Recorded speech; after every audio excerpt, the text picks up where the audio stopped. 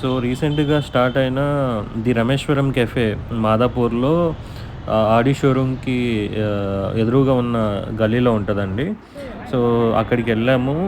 So ఇక్కడ famous ఏంటంటే ఆ ఘీ పొడి ఇడ్లీ, ఆ open butter masala dosa as well as ghee podi dosa as well as ghee idli dosa ghee sorry గా గార్లిక్ దోస ఇలాంటివన్నీ ఉంటాయన్నమాట.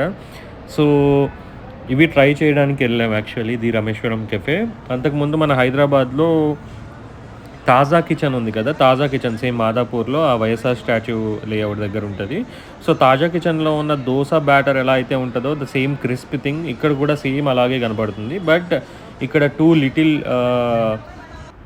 What you call sorry too high of oil as well as ghee ఉంటదనమాట when compare to that. And ఇక్కడ కంప్లీట్‌లీ ghee అనమాట. ఎంత ఘీ ఏస్తారు అనంటే ఆ హ్యాట్సన్ వాడి ఘీ ప్రోడక్ట్ ఏదో నేను అతని హ్యాండ్‌లో చూసాను యాక్చువల్లీ. ఆ ఘీ ఎలా ఏస్తున్నాడంటే పైనుంచి మనం వైరల్ వీడియోస్‌లో టీ ఏస్తాడు కదా పైనుంచి అలా ఏస్తూ ఉంటాడనమాట. కాస్ట్ వైజ్ ఓవర్ హైప్ అని అనిపించింది. అండ్ ఓవర్ హై ప్రైజెస్ అని అనిపించింది. మా తమ్ముడు, నేను, అమ్మ అందరం కలిసి వెళ్ళాము యాక్చువల్లీ అక్కడికి. మా బిల్ అరౌండ్ ఒక 500-700 రూపీస్ అయింది.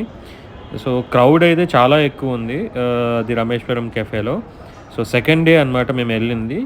And still we have waited around 15-20 minutes in the queue even though we use the UPI order అనమాట.